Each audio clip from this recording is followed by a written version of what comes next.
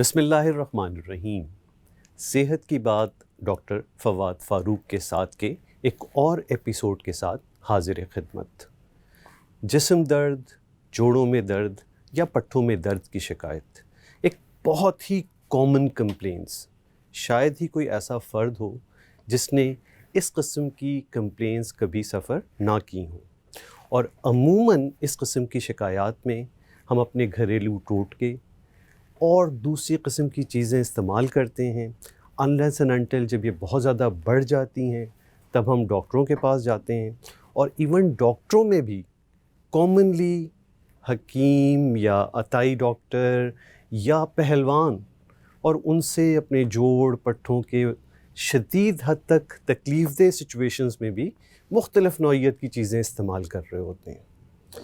اس حوالے سے بہت ضروری تھا کہ ایک پراپر سائنٹیفک نالج کنوے کی جائے کہ یہ جوڑوں کے درد کیوں ہوتے ہیں، ان میں کب آپ کو ڈاکٹر کو دکھانا ہوتا ہے، اور اس میں بھی پھر آپ کو کس ڈاکٹر کو دکھانا ہے، کب آپ کو ایک سرجن کی ضرورت ہوتی ہے، کب آپ کو ایک فزیشین کی ضرورت ہوتی ہے، اور فزیشین میں بھی کس قسم کے ڈاکٹر کو آپ کو دکھانا پڑے گا، یہ معلوم کرنے کے لیے کہ آپ کو جوڑوں کے کس قسم کے مسائل ہیں۔ اسی حوالے سے بات کرنے کے لیے آج اسٹوڈیو میں ہم نے دعوت دی ہوئی ہے، ماہر آرتھوپیڈک سرجن ہیں ڈاکٹر مجاہد جمیل، تعلق آغا خان یونیورسٹی ہاسپٹل سے۔ السلام علیکم مجاہد۔ وعلیکم السلام، شکریہ۔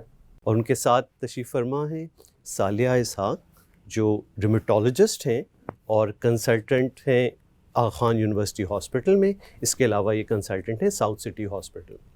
میں پہلا سوال ڈاکٹر صالحہ آپ سے کروں گا کہ پہلے تو ہم یہ بتائیں کہ یہ ریمیٹولوجسٹ کیا ہوتا ہے، تاکہ عام لوگوں کو پتہ چلے اور یہ کس قسم کے مریض ان کو دیکھنے پڑتے ہیں۔ السلام علیکم جی، thank you very much for calling us. Rheumatologist کے حوالے سے بتاؤں کہ پاکستان میں رومیٹولوجی ایک نئی فیلڈ ہے، اور بہت اس کی ابھی بھی ضرورت ہے کہ اس کے بارے میں اویئرنیس ہو اور لوگوں کو پتہ چلے کہ یہ کیا ڈیل کرتی ہے۔ بیسیکلی ہم لوگ ہر قسم کے دردوں کو ڈیل کرتے ہیں، گھٹنوں کا درد، جوڑوں کا درد، اور آٹو امیون ڈیزیزز جس کے انڈر رومیٹوائڈ آرتھرائٹس، لوپس، اچھا پھر بہت سارے لوگوں کو جن کو بچوں کو کمر کا درد ہوتا ہے، یا ینگ بوائز میں اینکلوزنگ اسپونڈیلائٹس۔ یہ وہ نام ہیں جو بہت عجیب عجیب سے لگ رہے ہیں، مگر یہ اتنے کامن ہیں کہ جب ہم ان کو دیکھنے کو نکلتے ہیں، اور میں اپنے دن کا کلینک کرتی ہوں، تو میں خود حیران ہوتی ہوں کہ کتنے پیشنٹس اس چیز کے موجود ہیں۔ تو ہم لوگ اس چیز میں اسپیشلائز کرتے ہیں۔ آج سے 10 سال پہلے جب میں یہاں پہ میں موو کی تھی، تو یہاں پہ آپ یقین کیجیے گا کہ صرف 3 یا 4 رومیٹولوجسٹ تھے، یا پورے پاکستان میں کل شاید 5 تھے۔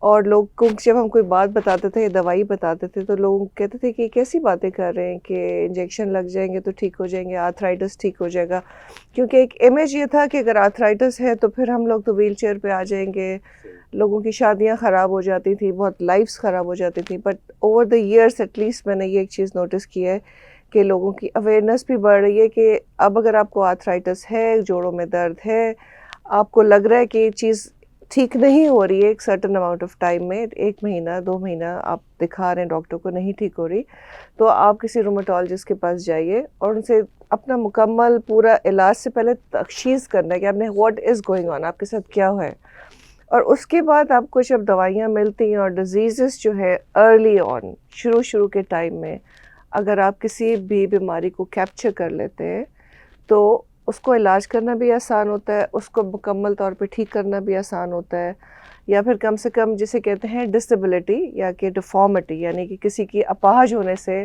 یا ڈیفارمٹیز ہونے سے آپ ایزیلی بچ۔ آپ کے اس جواب سے ہی مجھے اپنے نیکسٹ سوال کا جواب مل گیا ایک طریقے سے۔ میں یہ پوچھنا چاہ رہا تھا کہ کب ڈاکٹر کو دکھانا چاہیے جوڑ پٹھوں میں، جو آپ نے بڑا واضح طور پہ بتایا۔ پہلے تو ہم ایک بار ریویو کر دیں کہ رومیٹولوجسٹ وہ لوگ ہیں جو جوڑ پٹھوں کے درد جب مستقل رہ رہے ہیں اور کافی لمبے عرصے تک چل رہے ہیں، تو پھر جنرل ڈاکٹر کے پاس نہیں، آپ کو، اور اسپیشلی یہ ڈاکٹرز کے لیے بھی امپورٹنٹ ہے کہ اس کو اسپیسیفک رومیٹولوجسٹ کے پاس بھیجیں تاکہ اس کی ایگزیکٹ وجہ معلوم ہو سکے، اس کے حساب سے اس کا علاج ان جوڑ پٹھوں کے دردوں کا، جیسے ڈاکٹر صاحب نے ذکر کیا، کبھی کبھار یہ لانگ ٹرم زندگی بھر کی معذوری کا باعث بن جاتی ہیں، تو ان کو ارلی اگر پک کر کے علاج کر لیا جائے تو بہت فائدہ ممکن ہے۔ میرا دوسرا سوال اسی طرح تھا کہ کب یہ ضروری ہے کہ کسی خاص جوڑ کے ڈاکٹر کو اب آپ کو دکھانا ہے. عموماً اس قسم کی چیزوں کے لیے ہم یا تو خود ہی دوائیاں لے رہے ہوتے ہیں یا قریبی ڈاکٹر سے صرف درد رفع کر رہے ہوتے ہیں. تو کب وہ سٹیج ہوگی ایک ڈیوریشن کے حساب سے بات کریں یا مرض کی ایک شدت کے حساب سے کہ اب اس کو کسی اسپیسیفک جوڑ کے ڈاکٹر کو دکھانا چاہیے؟ دیکھیے کوئی بھی مرض اگر متواتر 2 مہینے سے اوپر آپ کو تنگ کر رہا ہے, 2 سے 3 مہینے ہو گئے اور ایک متواتر آپ دوائی بھی کھا رہے ہیں, کچھ نہیں ہے, آپ کو مدد مل رہی, تو اس کا مطلب یہ ہے کہ آپ بیمار ہیں, کوئی چیز ایسی ہے جس کا حل ابھی سامنے نہیں آیا یا پھر اس کا ہم صحیح پن پوائنٹ نہیں کر پائے کہ کیا پرابلم ہے. آئی تھنک اس وقت ٹائم ہوتا ہے کہ آپ کسی اچھے ڈاکٹر کو یا آئی ووڈ ناٹ سے اچھے کسی اسپیشلسٹ کو دکھا دیں. اور اس میں جو سب سے زیادہ جس کا حصہ ہوتا ہے, یہ جو ہیلپ کر سکتے ہیں ہمیں, وہ ہمارے وہ بھائی اور ہمارے ڈاکٹر جنرل فزیشین جو ہیں, ان کی بہت اویئرنیس کی اس چیز کی ضرورت ہے کہ کب وہ ریفر کر دیں پیشنٹس کو, بیکاز ہمارے یہاں پیشنٹس میں ابھی بھی چونکہ اتنی اویئرنیس نہیں ہے, تو ان کو اگر ایک دفعہ ریفرل ہو جائے, میرے پاس اگر کوئی پیشنٹ آتا ہے اور اس کو بیماری ہے, کہہ رہا ہے کہ اتنے دنوں سے ہے, تو اگر میں اسے کہتی ہوں آپ کو یہ پرابلم ہے, مگر اس پرابلم کے لیے اب آپ دوبارہ میرے پاس 1 سال کے بعد آئے گا, کیونکہ آپ کو سیریس پرابلم نہیں ہے, آپ اس کو جی پی کے ساتھ اپنے مینیج کریں, پریکٹس کریں ڈاکٹر کے ساتھ, and I see you back in a year for a follow up. تو ہم لوگ بس آلریڈی اتنا پیشنٹ والیوم ہوتا ہے کہ ہم پیشنٹ کو رکھتے نہیں ہیں, مگر اگر مجھے لگا کہ نہیں اس کو ضرورت ہے یا اس کو ایسی بیماری ہے جس کو مجھے بار بار اس کو دیکھنا ہے, دوائیاں دینی, تو پھر وہ ایک ہمارے پیشنٹ بن جاتے ہیں. مگر ہم پھر یہ ہے کہ جن کو ضرورت نہیں ہوتی ان کو پھر ہم واپس ان کے اپنے ڈاکٹرز کے پاس. یعنی رفلی سمجھ میں یہ آ رہا ہے کہ 2 مہینے سے زیادہ اگر کوئی شکایت مستقل رہ رہی ہے تو یہ مریض کے لیے بھی امپورٹنٹ ہے, اور ایون جو ڈاکٹر اس کو ٹریٹ کر رہا ہے اس کے لیے بھی امپورٹنٹ ہے کہ صرف دردوں کی دوا سے اب یہ مسئلہ حل ہونے والا نہیں, بلکہ اس کی پراپر تشخیص ہونی چاہیے. اب میں آتا ہوں ڈاکٹر مجاہد کی طرف, کیونکہ اکثر درد جوڑ پٹھے جب کسی کو کہو کہ ڈاکٹر کو دکھاؤ تو وہ مریض بغیر یہ سوچے ہوئے کہ اس کو سرجری کی ضرورت ہے یا نہیں ہے, وہ آرتھوپیڈک سرجن کے پاس چلا جاتا ہے. تو یہ آپ بتائیں کب اس کو آپ کے پاس آنا چاہیے, یہ جوڑ پٹھے اس قسم کے مریض کو ایک آرتھوپیڈک سرجن کی کب ضرورت پڑتی ہے؟ اس میں دیکھیں تھوڑا سا اگر آپ اس جواب کو ڈیٹیل سے دیکھیں تو پہلی بات تو خاصی ریپیٹ ہو گئی ہے کہ 2 مہینے سے زیادہ نا مستقل بنیاد پہ درد کا علاج مناسب نہیں ہے, کیونکہ درد مرض نہیں ہے, مرض جو ہے وجہ ہے, درد کی کوئی نہ کوئی وجہ ہوتی ہے, تو مرض کی تشخیص ہونی چاہیے. بدقسمتی سے ہمارے یہاں بہت کامن ٹرینڈ ہے, ڈاکٹر صالحہ بھی اس کو دیکھتی ہیں, آپ بھی دیکھتے ہوں گے, ہم شاید جوڑ اور پٹھوں کے معاملے میں زیادہ دیکھتے ہیں کہ اسٹیرائڈس بہت زیادہ اوور یوز ہے. تو وہ اوور یوز کرا کے مریضوں کو جو ہے سمٹمس کو بغیر کسی مانیٹرنگ کے دبایا جاتا ہے اور بہت برے حالات میں چلے جاتے ہیں مریض. درد جوڑ اور پٹھوں کا درد تو پیچھے رہ جاتا ہے, اسٹیرائڈس کے سائڈ افیکٹ شروع ہو جاتے ہیں. صحیح. تو قصہ مختصر یہ ہے کہ درد 2 مہینے 6 ہفتے سے زیادہ ہو تو کسی کو دکھائیں. اب جو سوال ہے کہ جی روماٹولوجسٹ کو دکھائیں, آرتھوپیڈک سرجن کو دکھائیں, تو اس میں عموماً جو کم عمر کے افراد کے جوڑ اور پٹھوں کا درد ہوتا ہے وہ روماٹولوجسٹ کی بیماریاں اس میں زیادہ شامل ہوتی ہیں as a general guide line. صحیح. یہ جیسے روماٹائڈ آرتھرائٹس ہے, اینکلوزنگ اسپونڈولائٹس ہے, سیرونیگیٹو آرتھروپیتھیز ہیں, ساری کی ساری عموماً 30-40 سال یا اس سے کم عمر کے لوگوں کو زیادہ ہوتی ہیں عموماً. بہت اچھی بات. ایکسیپشنز تو اگر جوان لوگوں میں جوڑ سے مسائل آ رہے ہیں تو اس کو پہلے روماٹولوجسٹ کے پاس جانا. اور اگر عموماً اگر یعنی کہ 60-70 برس کی عمر کے لوگ, 50 برس کی عمر کے لوگ جوڑوں کے درد کا شکار ہوتے ہیں تو ویسے ہی ان کو عموماً جنرلائز سمٹمز نہیں ہوتے کہ ہر جوڑ میں درد ہو رہا ہے, ان کو اسپیسیفک جوڑ میں, کمر میں یا گھٹنے میں درد ہوتا ہے. تو as a general guide line جو ہے کیا کہتے ہیں, آپ بڑی عمر کے لوگوں کو اگر کسی مخصوص جوڑ میں درد ہے, گھٹنے میں یا کمر میں, تو وہ آرتھوپیڈک سرجن کے پاس جا سکتے ہیں. اور اگر ینگر لوگ ہیں جن کو اوور آل سمٹمز ہیں, کوئی خاتون ہیں یا مرد حضرت ہیں جن کو گھٹنے میں بھی درد ہے, چھوٹی انگلی کے پوروں میں بھی درد ہے, کندھوں میں بھی درد ہے, تو وہ یوں سمجھ لیں کہ بڑی عمر کے لوگ اور ایک آدھ جوڑ آرتھوپیڈک سرجن, ریلیٹیولی ینگر لوگ اور بہت سارے جوڑوں میں درد تو شاید روماٹولوجی. لیکن دونوں میں سے کسی ایک کو دیکھ لیں, اس کے بعد تو ظاہر ہے پھر جو آرتھوپیڈک سرجن ہو یا روماٹولوجسٹ ہو ان کی ذمہ داری بھی ہوتی ہے کہ اگر وہ یہ سمجھتے ہیں کہ بھئی یہ مریض جو ہے اس کا دواؤں سے علاج ممکن نہیں ہے, اس کو سرجری کی ضرورت ہے, اور دوائیں دے کے خواہ مریض کو جو ہے علاج لمبا کرنے کی ضرورت نہیں ہے, آرتھوپیڈک سرجن کو ریفرل سے زیادہ فائدہ ہوگا, تو ہماری ذمہ داری بنتی ہے تھوڑی سی. اسی طرح اگر میرے پاس کوئی ایسا پیشنٹ آتا ہے جو میں سمجھتا ہوں کہ دواؤں سے علاج ممکن ہے بہتر, تو میں روماٹولوجسٹ کو ریفر کر دوں. لیکن 6 ہفتے سے زیادہ اور پھر اس طرح की रेफरल सिस्टम। یعنی جوڑ پٹھوں کے ایسے مسائل جن کا علاج دوائی کی حد تک ہے تو اس کو میرا خیال ہے رومیٹولوجسٹ کے ڈومین میں رہنا چاہیے. اور جب وہ مرض اس حد تک ہو گیا ہے کہ اب آپ کو کوئی سرجری کرنی ہے, اس کو ٹھیک کرنا ہے, بدلنا ہے, تو تب پھر آرتھوپیڈک سرجن کی ضرورت پڑتی ہے. اس میں آپ ڈاکٹر صالح یہ پوچھوں گا کہ یہ قسمیں, جیسے ابھی مجاہد کی باتوں سے ایک بات نکلی کہ ایک خاص مخصوص جوڑوں کے درد, ایک پورے جنرلائز باڈی ایکس پین اور وہ درد, تو ایک کامن وجہیں ایج کے حساب سے کیا ہو سکتی ہیں جوڑ پٹھوں میں درد کے حساب سے, خواہ وہ جنرلائز والے ہوں یا لوکلائز والے ہوں؟ دیکھیے بہت ساری چیزیں جو ہوتی ہیں نا, اگر میں اپنے پیشنٹس کو دیکھوں تو 50% پیشنٹ جو ہوتے ہیں ان کو کوئی بہت زیادہ بیماری نہیں ہوتی. اسی طرح سے جب آرتھوپیڈک بھی دیکھتے ہیں تو ان میں سے میرا خیال ہے 60-70% لوگ ایسے نہیں ہوتے جن کا کوئی جوڑ بدلنے والا ہوتا ہے. تو ان کو ہم نے ٹیمپرری ٹریٹ کرنا ہوتا ہے اور میک شیور کرنا ہوتا ہے کہ کوئی ایسی خطرناک بیماری تو نہیں ہے جس کو ہمیں ان کو ٹریٹ کرنا ہے ود ادر میڈیکیشن مرض کے حساب سے. تو 50-60% قسم کے لوگ جن کو جیسے کہ فائبرومائلجیا ہے, ان کو درد ہیں, کمر کا درد ہے, وہ رہے گا مستقل, فزیو تھراپی کے لیے بھیج دیا ان سب. مگر اب جو بقیہ 30-40% قسم لوگ آتے ہیں ان کو پھر مختلف بیماریاں ہیں. وہ پھر آپ کا ینگر ایج گروپ بھی ہو سکتا ہے, اولڈر بھی ہو سکتا ہے, 60s-70s میں. آج ہی ایک پیشنٹ جس کا مجھے انہوں نے فون کیا کہ جی 65 کی ہے اور بہت زیادہ ہیڈ ایک ہے اور بہت زیادہ ان کو آنکھوں کا پرابلم آ رہا ہے, تو ہم کیا کریں, ان کا بخار نہیں ٹوٹ رہا. تو میں نے کہا کچھ بھی نہیں کرو, اس وقت ہمیں ان کو دیکھنا ہے کہ ایک بیماری ہوتی ہے جس میں ایک آنکھ کا ویژن چلا جاتا ہے, اس کو جائنٹ سیل آرترائٹس کہتے ہیں. تو جب تک ہمارے پاس پیشنٹ آتے ہیں تو وہ ایک آنکھ کا ویژن لوز کر چکے ہوتے ہیں. تو میں نے کہا کہ فوراً سے اس کو دوائی دو اور آئی ایم گوئنگ ٹو سی ہر. مگر تو ایسی چیزوں میں میرے حساب سے سب سے زیادہ رول جو ہے نا وہ ایک جنرل ڈاکٹر کا ہے, کہ وہ پرائمری ڈاکٹر کے, اگر کہ وہ ذرا سا بھی سمجھ جائے کہ یہ سمٹم آ رہا ہے, اس کو فوراً کسی کو فون کر دیں یا کسی کے تک پہنچ جائے. تو بہت ساری ایمرجنسیز, رومیٹولوجیکل ایمرجنسیز بھی ہوتی ہیں, اس سے بچ جاتے ہیں. ورنہ عام جیسے ہوتا ہے کہ رومیٹوائڈ آرتھرائٹس جو ہے تقریباً 2% لوگوں میں پاکستان میں بھی ہے. تو اگر 20 کروڑ کی آبادی ہے تو مطلب 2 کروڑ کو تو ہوگا پورے ملک میں ہمارے, ٹھیک ہے. تو آپ کراچی میں دیکھ لیں, اس حساب سے 20-25 لاکھ کو ہوگا. مگر وہ بیچارے جو ہیں بس کوئی دوائیاں کھا رہے ہوتے ہیں. اور پھر یہ ہوتا ہے کہ وہ لڑکیاں ہوتی ہیں, شادیاں بھی ہو رہی ہوتی ہیں, وہ بچے بھی پیدا کرنے ہوتے ہیں, ان کی دوائیاں مانیٹر کرنی ہوتی ہیں. تو یہ ساری چیزوں کے لیے بہت ضروری ایک ٹیم ورک ہوتی ہے.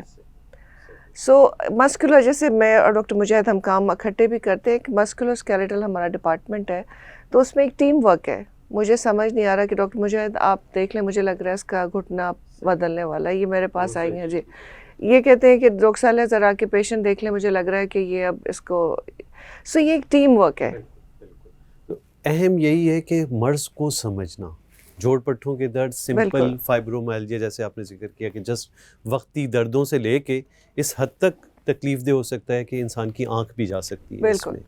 تو پرائمری کیئر فزیشین کو جج کرنا کہ اس کا مرض کس نوعیت کا ہو رہا ہے, اس حساب سے ایک اسپیشلسٹ کی ہیلپ لینا, پراپر تشخیص کر کے ایک صرف دردوں کی حد تک نہ رہنا. اب ہم فوکس جوائنٹس, جو بہت کامن مسائل مجاہد, گھٹنوں کے درد اور کمر کے درد, جس کے لیے میرا خیال ہے دنیا بھر کی ہر چیز کر رہے ہوتے ہیں لوگ, لیکن پراپر ڈاکٹر کے پاس پراپر چیک کر کے ایکس رے یا اس کا اسٹیٹس دیکھنا.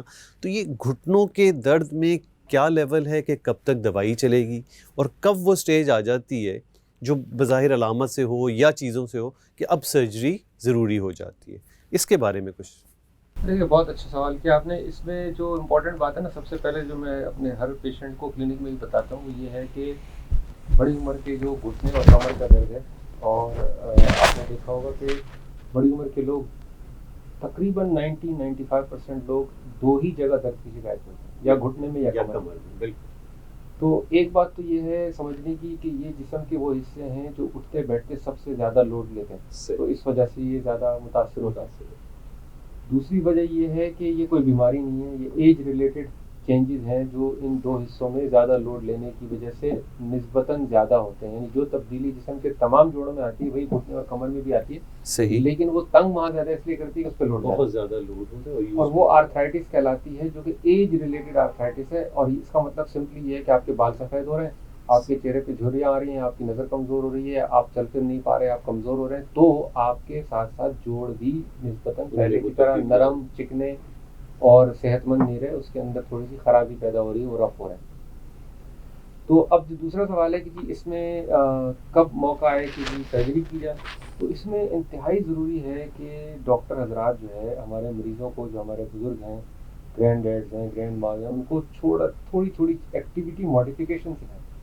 ایکٹیویٹی ماڈیفیکیشن کا مطلب یہ نہیں ہوتا کہ ہم ان کو بیڈ ریسٹ پہ رکھ دیں, جی آپ نے چلنا نہیں ہے, آپ نے اٹھنا نہیں ہے, آپ ٹوائلٹ نہیں جا سکتی ہیں, آپ ویل چیئر باؤنڈ ہو جائیں, آپ سو جائیں. نہیں, ایکٹیویٹی ماڈیفیکیشن کا مطلب ہوتا ہے کہ چھوٹی چھوٹی چیزیں جو روزمرہ کی بنیاد پہ ہم کرتے ہیں, مثلا اٹھنا ہے, بیٹھنا ہے, چلنا ہے, اور گھر میں نماز پڑھنی ہے, اس کے اندر معمولی سی تبدیلیاں ہوتی ہیں جو اگر وہ کر لیں تو ان کا درد کم ہو جاتا ہے, کیونکہ گھٹنے پر کمر پہ لوڈ کم ہو جاتا ہے. مثلا اسی جگہ پہ بیٹھنا. اب میں اور آپ جس کرسی پہ بیٹھے ہیں اس کی ہائٹ اچھی ہے, تو ہمارا جو ٹریول ڈسٹینس ہے گھٹنے کے مڑنے کا اور کمر کو لوڈ لینے کا, وہ کم ہو گیا.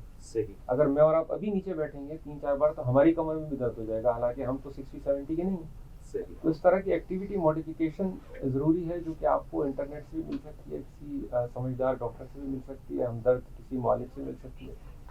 تو پہلے ایکٹیویٹی ماڈیفیکیشن کریں, پھر جو ہے وہ judicious use of simple pain medication. ٹھیک ہے, please do not use big guns, جیسے کرتے ہیں نا والٹرال بھی کھا رہے ہیں, ڈسٹل جیسی بھی کھا رہے ہیں. آپ نے دیکھا ہماری کلینک میں آتے اتنا بڑا تھیلا لے لیں گے اور اس کے باوجود بھی درد کی شکایت کرتے ہیں. ٹھیک ہے نا. اب وہ ساری دنیا جہاں پر کی مختلف combination of NSAIDs with 1 gastro-protective agent, کیونکہ 4 درد کی دوائیں کھائیں گے تو میدا خراب ہوگا, تو وہ بھی کھائیں گے. تو پلیز اس طرح کی اوور میڈیکیشنز نہ کریں, کیونکہ پھر میں کہوں گا درد کا علاج کریں, درد کی وجہ نہیں ڈھونڈیں.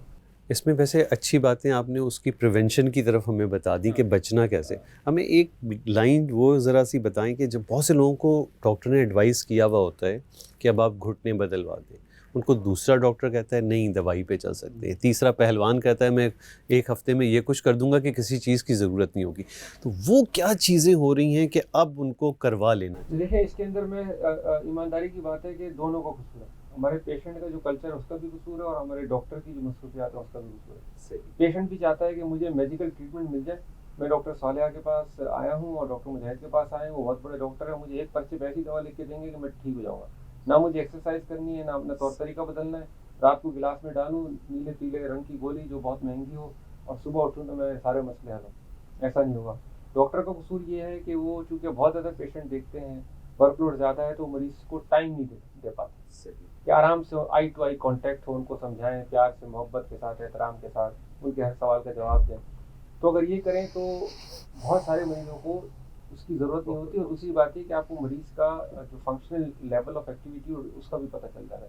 جوڑ بدلنے کے بارے میں جنرل گائیڈ لائن یہ ہے کہ دیکھیے جوڑ بدلنے کا جو آپریشن ہے وہ کوالٹی آف لائف کے لیے.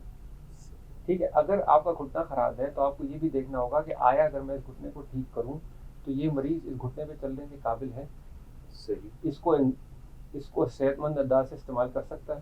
تو مثال یہ ہے کہ اگر ایک 85 سال کی کوئی محترم خاتون ہے, بالکل ویل چیئر باؤنڈ ہے, کچھ نہیں کر پاتی, نی کا ایکس رے تو بہت خراب ہے, درد بھی بہت ہے, لیکن میں ایک بڑا آپریشن کر کے کیا کر لوں گا. وہ تو بیچاری کروٹ بھی نہیں لے پاتی, وہ تو کھڑی ہوتی ہیں تو 2 جوان دائیں اور 2 جوان بائیں کھڑے ہوتے ہیں, تو ان کو کوئی فائدہ نہیں.